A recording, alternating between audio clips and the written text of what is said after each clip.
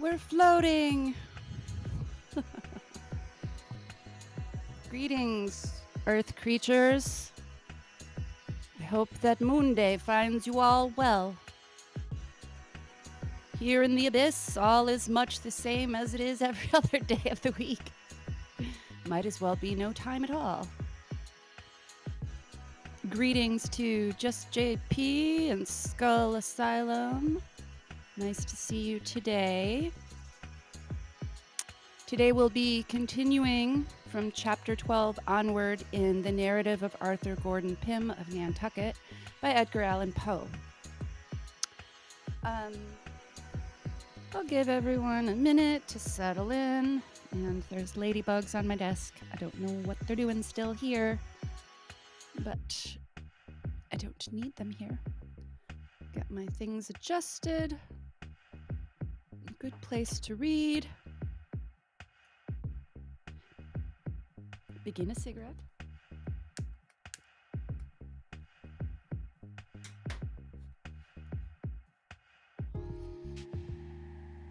I'm glad you like my fishies. I made them all. Well, except for that one's a light. I bought that one somewhere for Halloween a couple years ago. I don't know. Can't see the light very well on it, though. I might need to add more. But I made the goldfish in the back.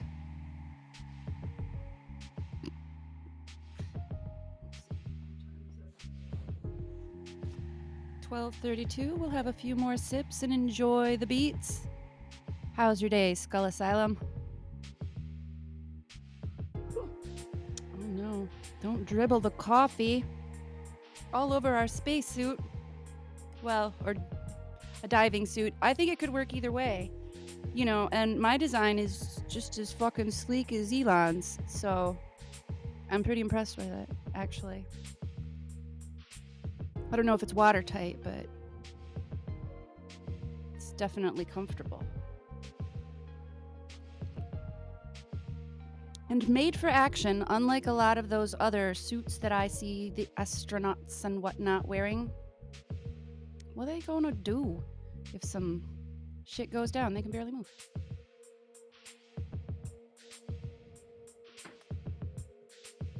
It hasn't been very long, but why don't we go ahead and begin in Chapter 12.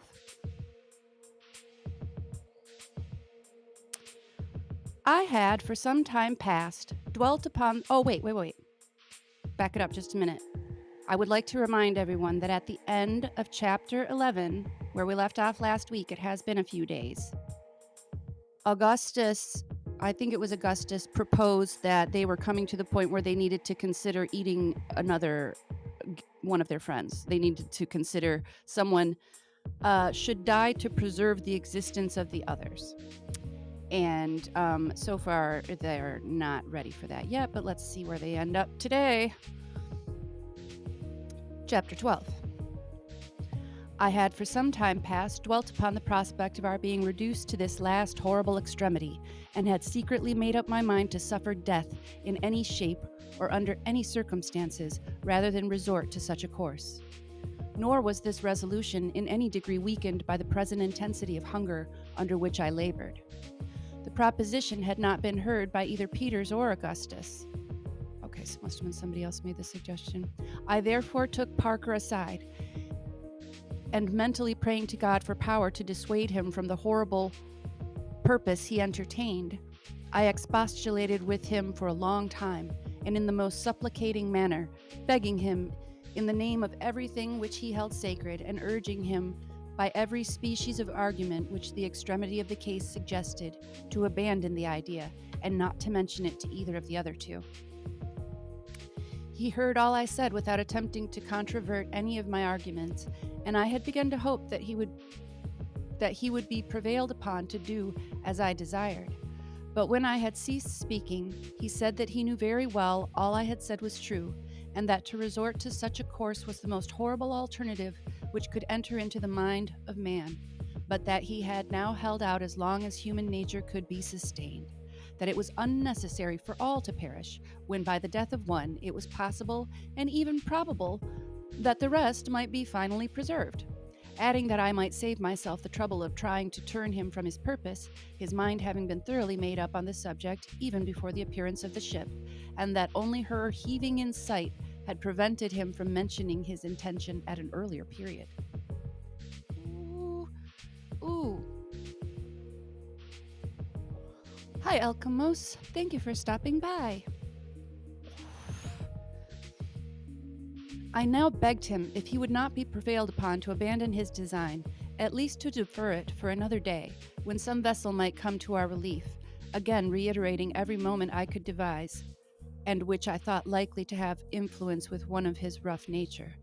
He said in reply that he had not spoken until the very last possible moment, that he could exist no longer without sustenance of some kind, and that therefore in another day his suggestion would be too late, as regarded himself at the least.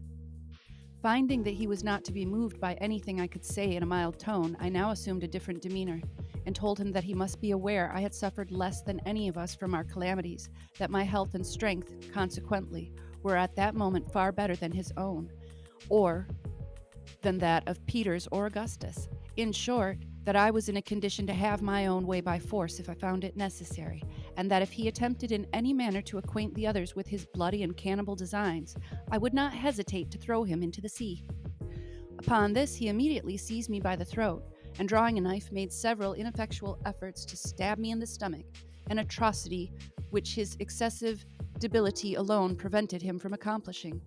In the meantime, being roused to a high pitch of anger, I forced him to the vessel's side, throwing him overboard. He was his fate, however, by the interference of Peters, who now approached and separated us, asking the cause of the disturbance. This Parker told before I could find means in any manner to prevent him. What was he going to say?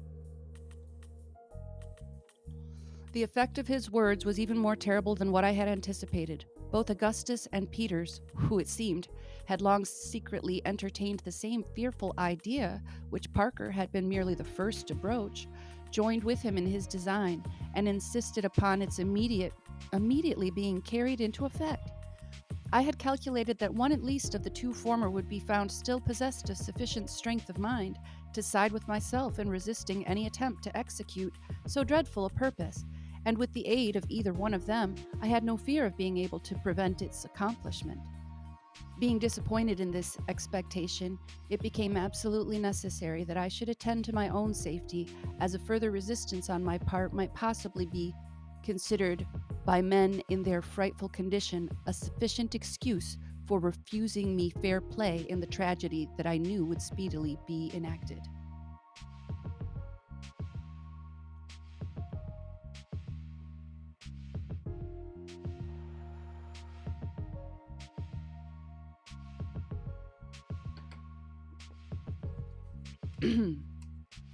I now told them I was willing to submit to the proposal, merely requesting a delay of about 1 hour in order that the fog which had gathered around us might have an opportunity of lifting, when it was possible that the ship we had seen might be again in sight. After great difficulty, I obtained from them a promise to wait thus long, and as I had anticipated a breeze rapidly coming in, the fog lifted before the hour had expired, when no vessel appearing in sight, we prepared to draw lots. It is with extreme reluctance that I dwell upon the appalling scene which ensued, a scene which, with its minutest details, no after events have been able to efface in the slightest degree from my memory, and whose stern recollection will embitter every future moment of my existence. Let me run over this portion of my narrative with as much haste as the nature of the events to be spoken of will permit. The only method we could devise for this terrific lottery, in which we were to take each a chance, was that of drawing straws.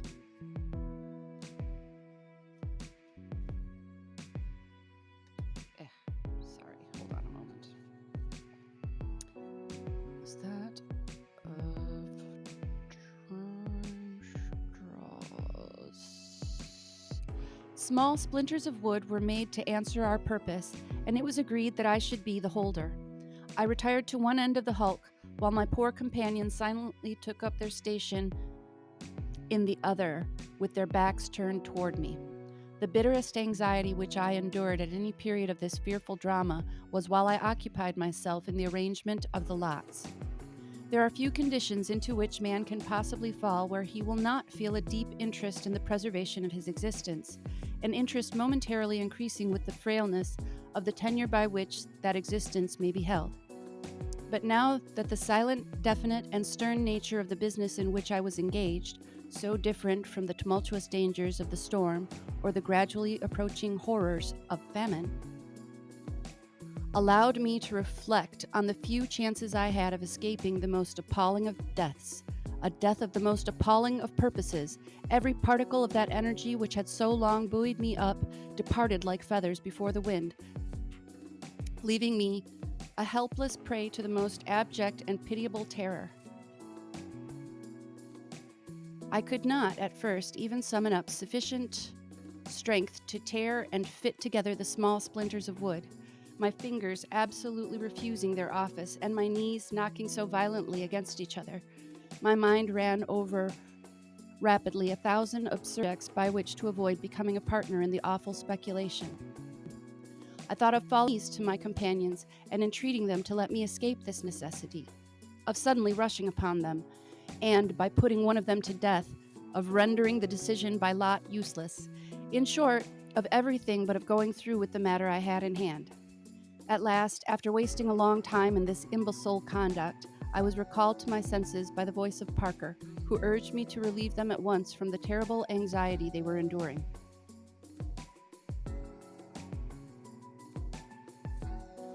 Even then, I could not bring myself to arrange the splinters upon the spot, but thought over every species of finesse by which I could trick some one of my fellow sufferers to draw the short straw, as it had been agreed that whoever drew the shortest of 4 splinters from my hand was to die for the preservation of the rest. Before anyone condemn me for this apparent heartlessness, let him be placed in a situation precisely similar to my own. True that. At length, delay was no longer possible, and with a heart almost bursting from my bosom, I advanced to the region of the forecastle, where my companions were awaiting me. I held out my hand with the splinters, and Peters immediately drew. He was free. His, at last, was not the shortest, and there was now another chance against my escape. I summoned up all my strength and passed the lots to Augustus. He also drew immediately, and he was free. And now, whether I should live or die, the chances were no more than precisely even. At this moment, all the fierceness of the tiger possessed my bosom, and I felt toward my poor fellow creature Parker the most intense, the most diabolical hatred. But the feeling did not last, and at length, with a convulsive shudder and closed eyes, I held out the 2 remaining splinters toward him. It was full 5 minutes before he could summon resolution to draw, during which period of heart-rending suspense I never once opened my eyes. Presently, one of the 2 lots was quickly drawn from my hand. The decision was then over, yet I knew not whether it was for me or against me. No one spoke, and still I dared not satisfy myself by looking at the splinter I held. Peters at length took me by the hand, and I forced myself to look up, when I immediately saw by the countenance of Parker that I was safe, and that it was he who had been doomed to suffer. Gasping for breath, I fell senseless to the deck.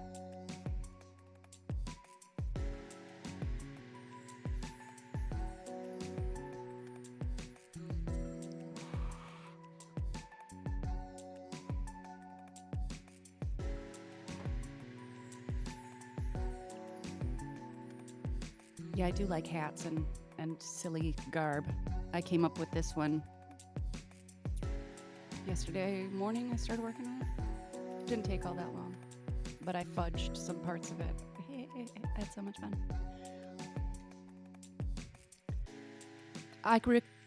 I recovered from my swoon in time to behold the consummation of the tragedy in the death of him who had been chiefly instrumental in bringing it about. He made no resistance whatever, and was stabbed in the back by Peters, when he fell instantly dead. I must not dwell upon the fearful repast which immediately ensued. Such things may be imagined, but words have no power to impress the mind with the exquisite horror of their reality. Let it suffice to say that, having in some measure appeased the raging thirst which consumed us by the blood of the victim, and having by common consent taken off the hands, feet, and head, throwing them together with the entrails into the sea, we devoured the rest of the body piecemeal during the 4 ever memorable days of the 17th, 18th, 19th, and 20th of the month. It's interesting that he thinks to still know what day it is.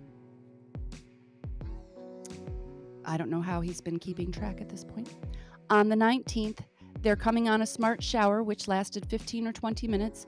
We contrived to catch some water by means of a sheet which had been fished up from the cabin by our drag just after the gale. The quantity we took in all did not amount to more than half a gallon, but even this scanty allowance supplied us with comparative strength and hope. On the 21st, we were again reduced to the last necessity. The weather still remained warm and pleasant, with occasional fogs and light breezes, most usually from north to west.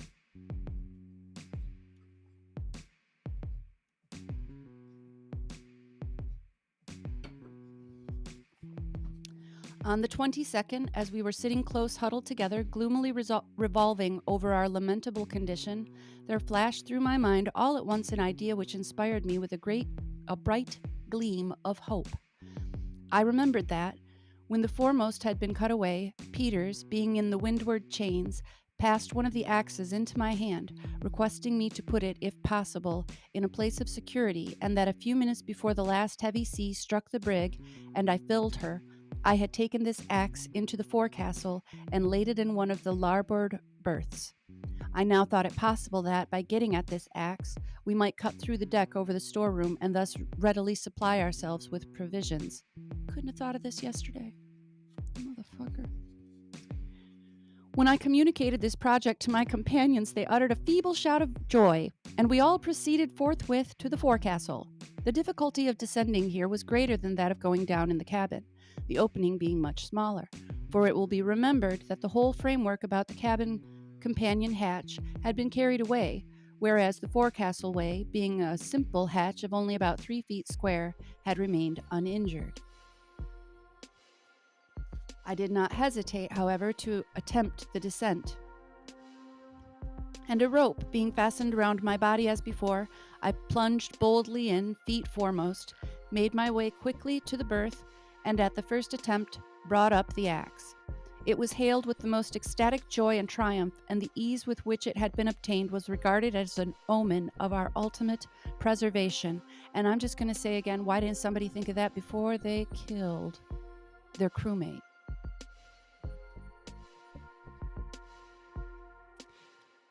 Yeah, the cup is bigger than my head. That's why I have trouble with it. But it keeps me high on coffee. Well, and other things, but whatever. Let's prepare to turn the page. We now commenced cutting at the deck with all the energy of rekindled hope, Peters and myself taking the axe by turns, Augustus' wounded arm not permitting him to aid us in any degree. As we were still so feeble as to be scarcely able to stand unsupported, and could consequently work but a minute or two without resting, it soon became evident that many long hours would be necessary to accomplish our task. That is, to cut an opening sufficiently large to admit of a free access to the storeroom. This consideration, however, did not discourage us, and, working all night by the light of the moon, we succeeded in effecting our purpose by daybreak on the morning of the 23rd.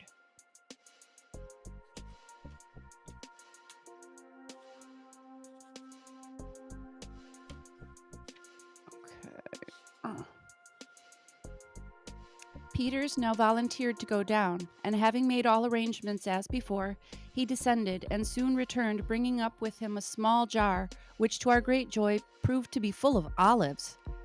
Having shared these among us and devoured them with the greatest avidity, we proceeded to let him down again. This time he succeeded beyond our utmost expectations, returning instantly with a large ham and a bottle of Madeira wine. Of the latter we each took a moderate sup, having learned by experience the pernicious consequences of indulging too freely. The ham, except about 2 pounds near the bone, was not in a condition to be eaten, having been entirely spoiled by the salt water. The sound part was divided among us. Peters and Augustus, not being able to restrain their appetite, swallowed theirs upon the instant, but I was more cautious and ate but a small portion of mine, dreading the thirst which I knew would ensue. Now rested a while from our labors, which had been intolerably severe. Yeah, you ate a whole crew member unnecessarily. French.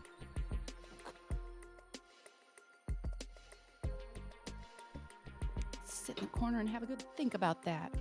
I swear.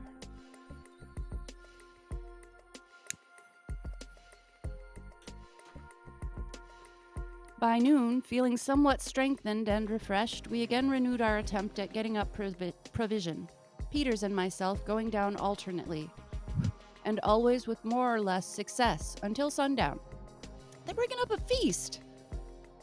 During this interval, we had the good fortune to bring up altogether 4 more small jars of olives, another ham, a carboy containing nearly 3 gallons of excellent Cape Madeira wine, and what gave us still more delight, a small tortoise of the Galapago breed, several of which had been taken on board by Captain Barnard as the Grampus was leaving port from the schooner Mary Pitts, just returned from a sealing voyage in the Pacific. In a subsequent portion of this narrative, I shall have frequent occasion to mention this species of tortoise. It is found principally, as most of my readers may know, in the group of islands called the Galapagos, which, indeed, derive their name from the animal, the Spanish word Galapag, meaning a freshwater terrapin. From the peculiarity of their shape and action, they have been sometimes called the elephant tortoise. They are frequently found of an enormous size. I have myself seen several which weigh from 12 to 1,500 pounds, although I do not remember that any navigator speaks of having seen them weighing more than 800. Their appearance is singular and even disgusting. Their steps are very slow, measured, and heavy, their bodies being carried about a foot from the ground. Their neck is long and exceedingly slender, from 18 inches to 2 feet is a very common length, and I killed one where the distance from the shoulder to the extremity of the head was no less than 3 feet 10 inches. The head has a striking resemblance to that of a serpent. They can exist without food for an almost incredible length of time. Instances have been known where they have been thrown into the hold of the vessel and lain 2 years without nourishment of any kind, being as fat and, in every respect, in as good order at the expiration of the time as when they were first put in. Giant turtles. Elephant turtles. In one particular, these extraordinary animals bore a resemblance to the dromedary, or camel of the desert. In a bag at the root of the neck, they carry with them a constant supply of water. In some instances, upon killing them after a full year's deprivation of all nourishment, as much as 3 gallons of perfectly sweet and fresh water have been found in their bags. Their food is chiefly wild parsley and celery, with purslane, sea kelp, and prickly pears, upon which latter vegetable they thrive wonderfully, a great quantity of it being usually found on the hillsides near the shore, wherever the animal itself is discovered. They are excellent and highly nutritious food, and have no doubt been the means of preserving the lives of thousands of seamen employed in the whale fishery and other pursuits in the Pacific. The one which we had the good fortune to bring up from the storeroom was not of a very large size, weighing probably 65 or 70 pounds. It was a female and in excellent condition, being exceedingly fat and having more than a quart of limpid and sweet water in its bag. This was indeed a treasure, and falling on our knees with one accord, we returned fervent thanks to God for so seasonable relief. I'm still mourning their friend. We had great difficulty in getting the animal up through the opening, as its struggles were fierce and its strength prodigious. It was upon the point of making its escape from Peter's grasp and slipping back into the water when Augustus, throwing a rope with a slip knot around its throat, held it up in this manner until I jumped into the hole by the side of Peter's and assisted him in lifting it out. The water we drew carefully from the bag into the jug, which, it will be remembered, had been brought up before from the cabin. Having done this, we broke off the neck of a bottle so as to form with a cork a kind of glass, holding not quite half a gill. We then each drank one of these measures full, and resolved to limit ourselves to this quantity per day, as long as it should hold out. During the last 2 or 3 days, the weather having been dry and pleasant, the bedding we had obtained from the cabin, as well as our clothing, had become thoroughly dry, so that we passed this night, that of the 23rd, in comparative comfort, enjoying a tranquil repose after having supped plentifully on olives and ham, with a small allowance of the wine. Being afraid of losing some of our stores overboard during the night, in the event of a breeze springing up, we secured them as well as possible with cordage to the fragments of the windlass.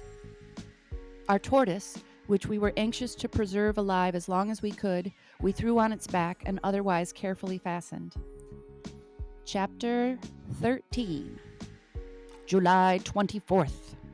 This morning saw us wonderfully recruited in spirits and strength, notwithstanding the perilous situation in which we were still placed, ignorant of our position, although certainly at a great distance from land, without more food than would last us for a fortnight, even with the great care, almost entirely without water, and floating about at the mercy of every wind and wave on the merest wreck in the world. Still, the infinitely more terrible distresses and dangers from which we had so lately and so providentially been delivered caused us to regard what we now endured as but little more than an ordinary evil, so strictly comparative is either good or ill.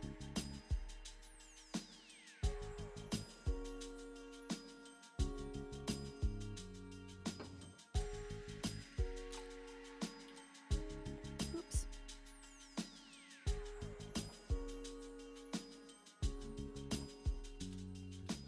Half an hour. 12:57. Okay, we'll wait a few more minutes to Oh no! There goes my air hose again. Now I'm gonna drown. Here, let's just put it over there. I've got it. There. That should work. We'll see. Okay.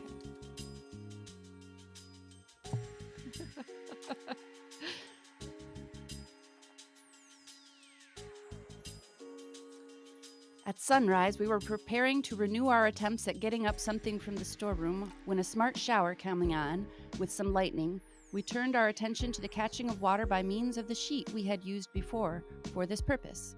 We had no other means of collecting the rain than by holding the sheet spread out with one of the forechain plates in the middle of it. The water, thus conducted to the center, was drained through into our jug.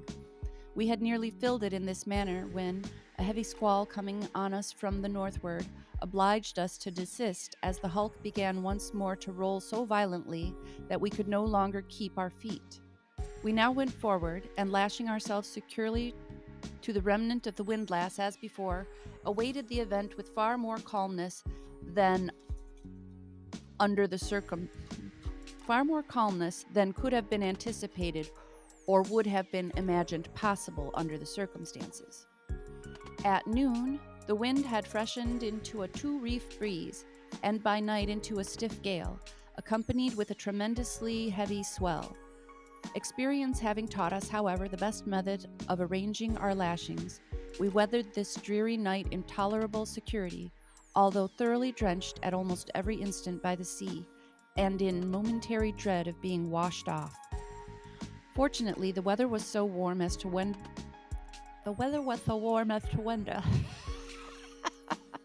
Hi, Richie.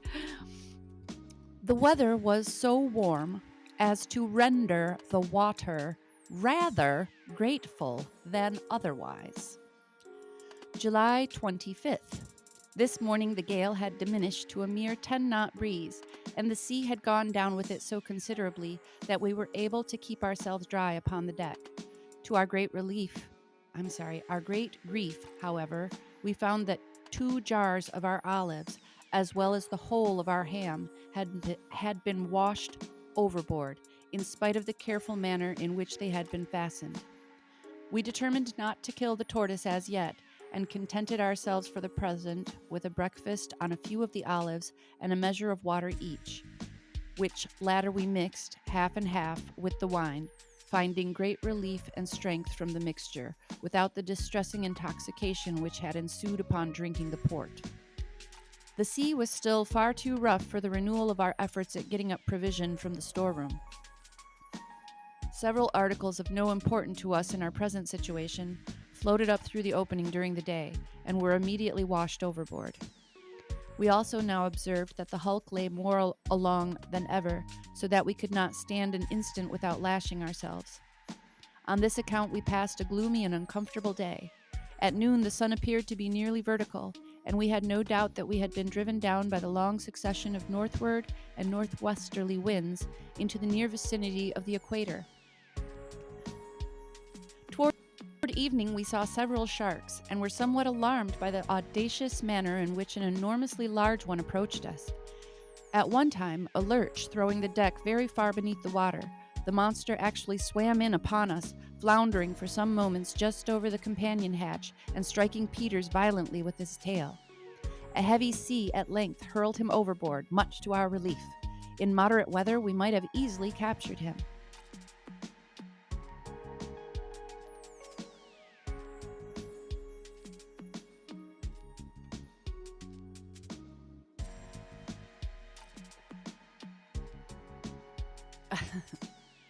Well, that's good. That sounds like a nice meal for the doggies and you.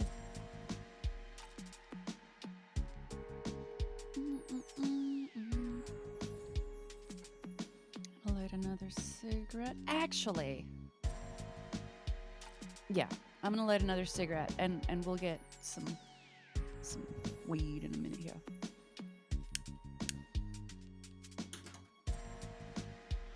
July 26th. This morning, the wind having greatly abated and the sea not being very rough, we determined to renew our exertions in the storeroom. After a great deal of hard labor during the whole day, we found that nothing further was to be expected from this quarter, the partitions of the room having been stove during the night, and its contents swept into the hold. This discovery, as may be supposed, filled us with despair. July 27th. The sea nearly smooth, with a light wind, and still from the northward and westward. The sun coming out hotly in the afternoon, we occupied ourselves in drying our clothes, found great relief from thirst and much comfort otherwise by bathing in the sea. In this, however, we were forced to use great caution, being afraid of sharks, several of which were seen swimming around the brig during the day. July 28th. Good weather still. The brig now began to lie along so alarmingly that we feared she should eventually roll bottom up. Prepared ourselves as well as we could for this emergency, lashing our tortoise, water jug, and 2 remaining jars of olives as far as possible over the windward, placing them outside the hull, below the main chains. The sea very smooth all day with little or no wind. July 29th. A continuance of the same weather. Augustus' wounded arm began to evince symptoms of mortification. He complained of drowsiness and excessive thirst, but no acute pain. Nothing could be done for his relief beyond rubbing his wounds with a little of the vinegar from the olives, and from this no benefit seemed to be experienced. We did everything in our power for his comfort, and trebled his allowance of water. July 30th. An excessively hot day with no wind. An enormous shark kept close by the hulk during the whole of the forenoon. We made several unsuccessful attempts to capture him by means of a noose. Augustus, much worse, and evidently sinking as much from want of proper nourishment as from the effect of his wounds. He constantly prayed to be released from his sufferings, wishing for nothing but death. This evening we ate the last of our olives and found the water in our jug so putrid that we could not swallow it at all without the addition of wine. Determined to kill our tortoise in the morning. July 31st. After a night of excessive anxiety and fatigue owing to the position of the hulk, we set about killing and cutting up our tortoise. It proved to be much smaller than we had supposed, although in good condition, the whole meat about him not amounting to more than 10 pounds. With a view of preserving a portion of this as long as possible, we cut it into fine pieces and filled with them our 3 remaining olive jars and the wine bottle, all of which had been kept, pouring in afterward the vinegar from the olives. Make note. In this manner, we put away about 3 pounds of the tortoise, intending not to touch it until we had consumed the rest. We concluded to restrict ourselves to about 4 ounces of the meat per day. The whole would thus last us 13 days. A brisk shower with severe thunder and lightning came on about dusk, but lasted so short a time that we only succeeded in catching about half a pint of water. The whole of this, by common consent, was given to Augustus, who now appeared to be in the last extremity. He drank the water from the sheet as we caught it, we holding it above him as he lay, so as to let it run into his mouth. For we had now nothing left capable of holding water, unless we had chosen to empty out our wine from the carboy or the stale water from the jug. Either of these expedients would have been resorted to had the shower lasted. The sufferer seemed to derive but little benefit from the draught. His arm was completely black from the wrist to the shoulder, and his feet were like ice. We expected every moment to see him breathe his last. He was frightfully emaciated, so much so that, although he weighed 170 pounds upon his leaving Nantucket, he now did not weigh more than 40 or 50 at the farthest. His eyes were sunk in his head, being scarcely perceptible, and the skin of his cheeks hung so loosely as to prevent his masticating any food or even swallowing any liquid without great difficulty.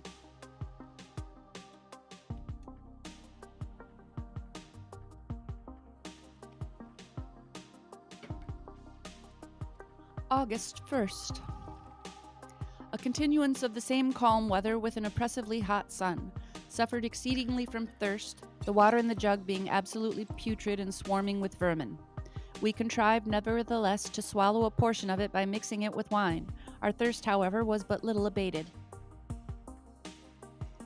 We found more relief by bathing in the sea, but could not avail ourselves of this expedient except at long intervals, on account of the continual presence of sharks. We now saw clearly that Augustus could not be saved, that he was evidently dying. We could do nothing to relieve his sufferings, which appeared to be great. About 12 o'clock he expired in strong convulsions, and without having spoken for several hours. His death filled us with the most gloomy forebodings, and had so great an effect upon our spirits that we sat motionless by the corpse during the whole day, and never addressed each other except in a whisper. It was not until some time after dark that we took courage to get up and throw the body overboard. It was then loathsome beyond expression, and so far decayed that, as Peters attempted to lift it, an entire leg came off in his grasp. As the mass of putrefaction slipped over the vessel's side into the water, the glare of phosphoric light with which it was surrounded plainly discovered to us 7 or 8 large sharks, the clashing of whose horrible teeth, as their prey was torn to pieces among them, might have been heard at the distance of a mile. We shrunk within ourselves in the extremity of horror at the sound. Well, me too. That's terrible.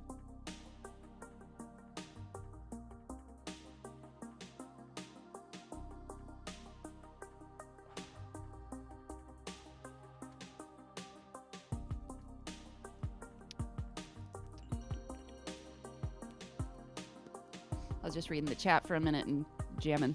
I do like this one. Let's look at one. That's terribly sad. I almost cried for poor Augustus too. Jeez. My cousins used to make fun of me because I wouldn't get like rage over our video games. My character would die and I'd go, "Oh, did you see what happened?" They get so upset. They used to laugh at me. I cried about Babar the elephant once. We were watching cartoons and they're like, "Oh my God, Jenny." But he got hurt. August 2nd. The same fearfully calm and hot weather. The dawn found us in a state of pitiable dejection as well as bodily exhaustion. The water in the jug was now absolutely useless, being a thick gelatinous mass. Nothing but frightful-looking worms mingled with slime. We threw it out and washed the jug well in the sea, afterward pouring a little vinegar in it from our bottles of pickled tortoise. Our thirst could now scarcely be endured, and we tried in vain to relieve it by wine, which seemed only to add fuel to the flame, and excited us to a high degree of intoxication. We afterward endeavored to relieve our sufferings by mixing the wine with seawater, but this instantly brought about the most violent retchings, so that we never again attempted it. During the whole day we anxiously sought an opportunity of bathing, but to no purpose, for the hulk was now entirely besieged on all sides with sharks, no doubt the identical monsters who had devoured our poor companion on the evening before, and who were in momentary expectation of another similar feast. This circumstance occasioned us the most bitter regret, and filled us with the most depressing and melancholy forebodings. We had experienced indescribable relief in bathing, and to have this resource cut off in so frightful a manner was more than we could bear. Nor indeed were we altogether free from the apprehension of immediate danger, for the least slip or false movement would have thrown us at once within reach of those voracious fish, who frequently thrust themselves directly upon us, swimming up to leeward. No shouts or exertions on our part seemed to alarm them. Even when one of the largest was struck with an axe by Peters and much wounded, he persisted in his attempts to push in where we were. A cloud came up at dusk, but to our extreme anguish passed over without discharging itself. It is quite impossible to conceive our sufferings from thirst at this period. We passed a sleepless night, both on this account and through dread of the sharks. August 3rd. No prospect of relief, and the brig lying still more and more along, so that now we could not maintain a footing upon deck at all. Busied ourselves in securing our wine and tortoise meat, so that we might not lose them in the event of our rolling over.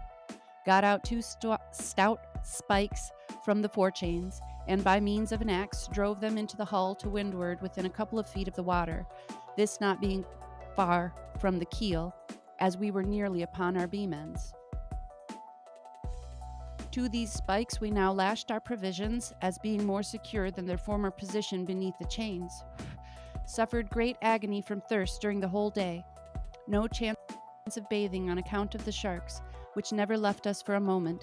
Found it impossible to sleep.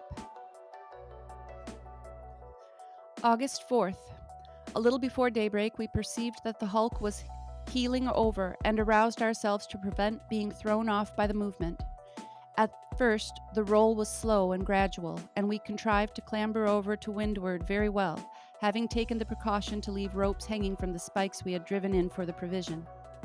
But we had not calculated sufficiently upon the acceleration of the impetus, for presently the heel became too violent to allow of our keeping pace with it, and before either of us knew what was to happen, we found ourselves hurled furiously into the sea, and struggling several fathoms beneath the surface, with the huge hull immediately above us. In going under the water, I had been obliged to let go my hold upon the rope, and finding that I was completely beneath the vessel, and my strength nearly exhausted, I scarcely made a struggle for life, and resigned myself in a few seconds to die. But here again I was deceived, not having taken into consideration the natural rebound of the hull to windward. The whirl of the water upward, which the vessel occasioned in rolling partially back, brought me to the surface still more violently than I had been plunged beneath. Upon coming up, I found myself about 20 yards from the hulk, as near as I could judge. She was lying keel up, rocking furiously from side to side, and the sea in all directions around was much agitated, and full of strong whirlpools. I could see nothing of Peters. An oil cask was floating within a few feet of me, and various other articles from the brig were scattered about. It's probably a good point to get another bowl going. Let's see if we can get an assistant in here. Oh, what have you got there? It's Cosmic Joopy from the Outer Limits. What you got there, girl? Slow down so I can catch it. Shit. Thanks, Joopy. You're welcome, Jenner. What's in the egg? We know what's in the egg.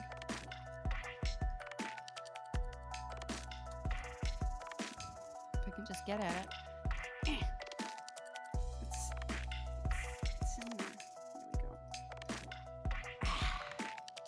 There it is. Just a little bit of the Skywalker OG. I don't have very much of anything left. I'm getting to the bottom of the barrel. Hello, Callie's toga. We're just having a quick smoke.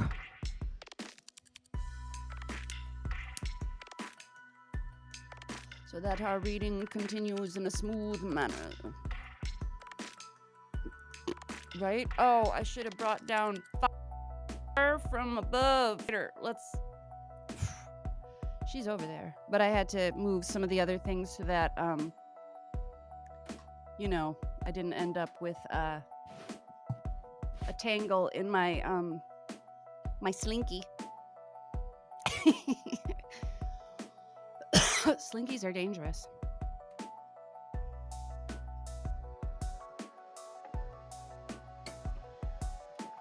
Probably shouldn't give them to kids at all. But we lived, right? And this is one of the metal ones, not one of the crappy plastic ones. So I am going to go and look for another one since I think Calais this morning said that they weren't going to make them anymore. Getting another cup of coffee ready. If anybody needs to take a wee, now's the moment. Floating up from the depths, a thermos of high on coffee.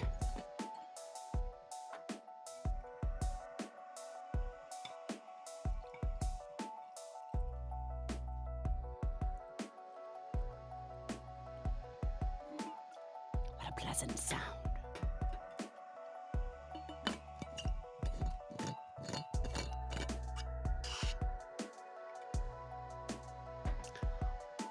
You know what? I haven't thought of a way yet to get a cow that squirts milk.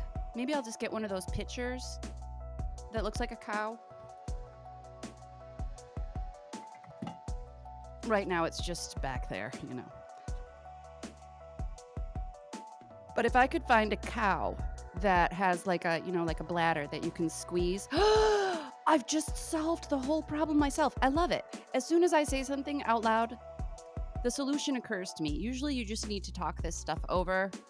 You got a problem in your mind. If the only person you have to talk to is yourself, you know what? Chances are you're going to give yourself some good advice. Might as well just listen. You just got to make sure you're listening to the right portion of self, I guess. Oh, here. I know it's pleasant to hear the tinkling spoon, isn't it? Uttered? Yeah, I need one. Oh, wouldn't that be a fun way to do the news? If I were like a real newscaster. Could you imagine, man? But really, think about this. I'd be much better as a stagehand or an art director than a presenter. I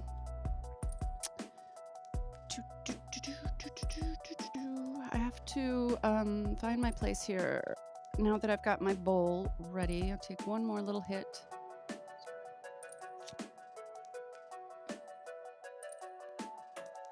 Okay. Here we are. And struggling several fathoms beneath the surface with the hull immediately above us.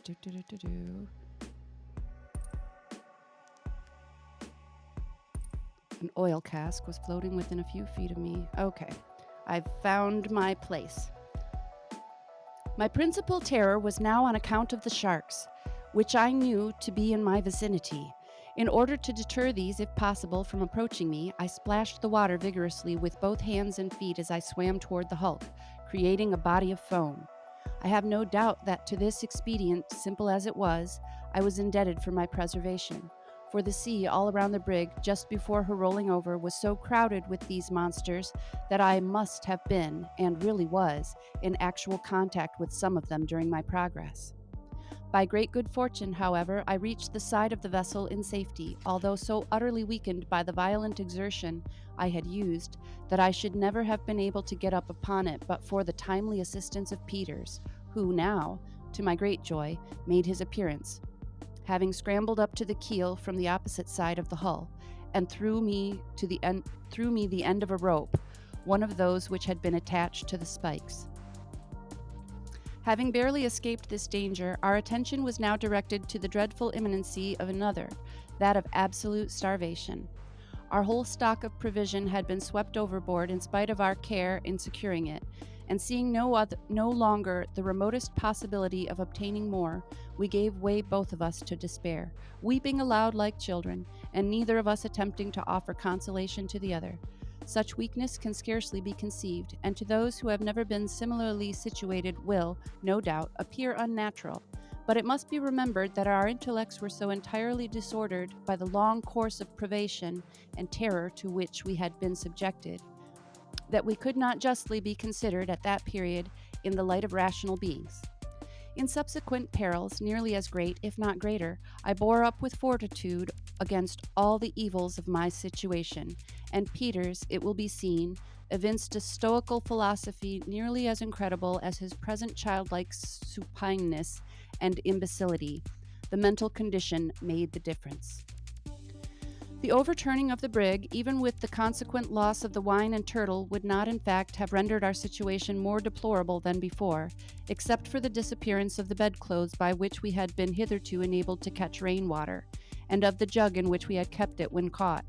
For we found the whole bottom, from within 2 to 3 feet of the bends as far as the keel, together with the keel itself, thickly covered with large barnacles, which proved to be excellent and highly nutritious food.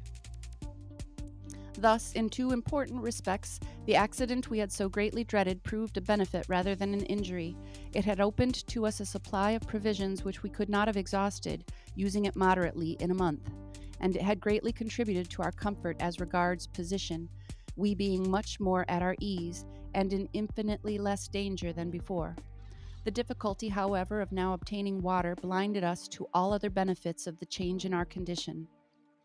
That we might be ready to avail ourselves, as far as possible, of any shower which might fall, we took up our shirts to make use of them as we had of the sheets, not hoping, of course, to get more in this way, even under the most favorable circumstances, than half a gill at a time.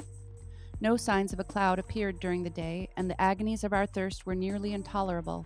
At night, Peters obtained about a half-hour's disturbed sleep, but my intense sufferings would not permit me to close my eyes for a single moment.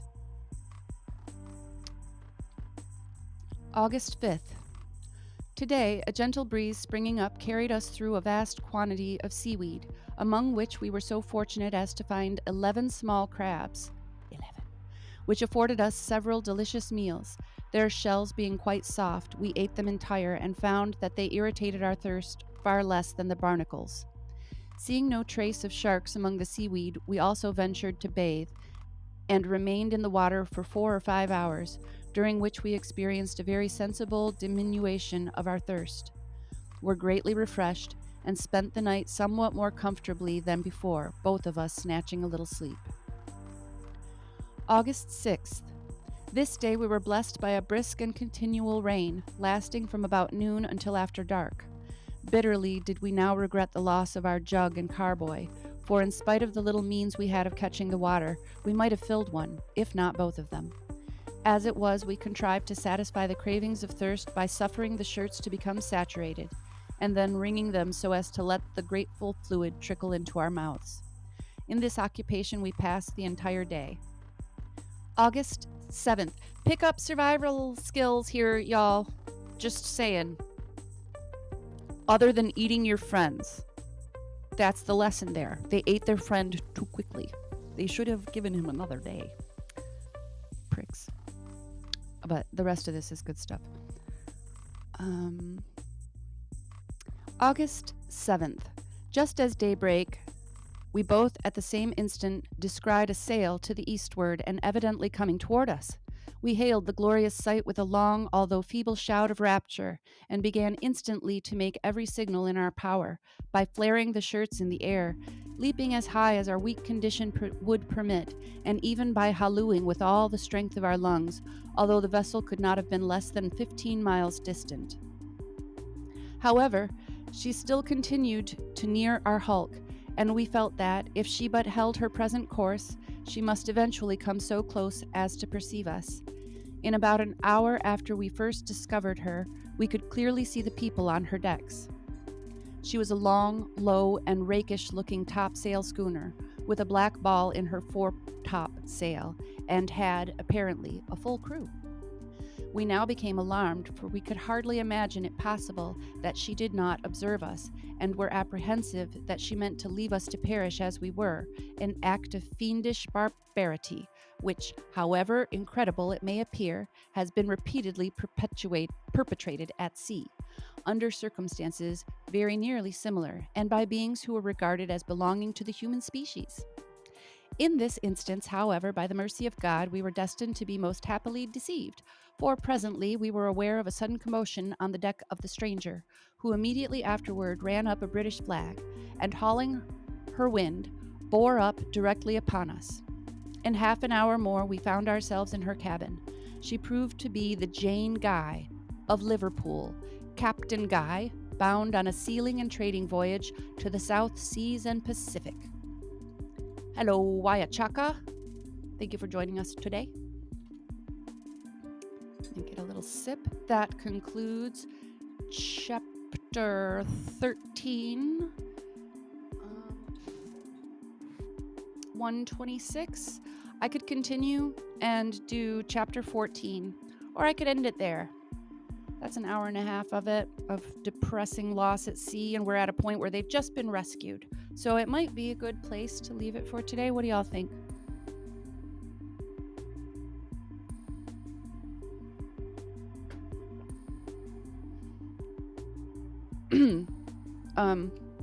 But then if I read tomorrow, I'm going to take a break from Arthur Gordon Pym tomorrow, and we're going to read Superstitions. We're going to read this. Because that was just fun, what little of it we read this morning. So I can't wait to see what little gems are inside. So, chapter 14, yay or nay. I'm going to look at how many pages it is and take a guesstimate on the time. 1, 2, 3. It's not very long. Yeah. Why don't we just leave that one for today? That's a great spot, because then we can start out, and there's a positive note there because they've been finally rescued. So the next time we read, which will be probably Wednesday that I pick up this, it'll be happy. There will be some things to celebrate. Tomorrow we're reading Superstitions, JP. I'm super excited about it. I mean, did you hear some of the stuff that we found in here this morning? Oh, man. That was good stuff. It's going to be all about cow poop and crazy stuff the old people were making their kids do to fend off colds. Crazy stuff. So, yeah, and my back hurts. I need to get up and walk again and move around. I can't sit for too long. I'm too old. So, allow me to give a shout out and to thank you for coming aboard to Just JP 007 Alchemos Wayachaka. I hope I said that correctly. Callie's Toga Refried Skull Asylum. I said Just JP. I got that one. Did I miss anybody up here?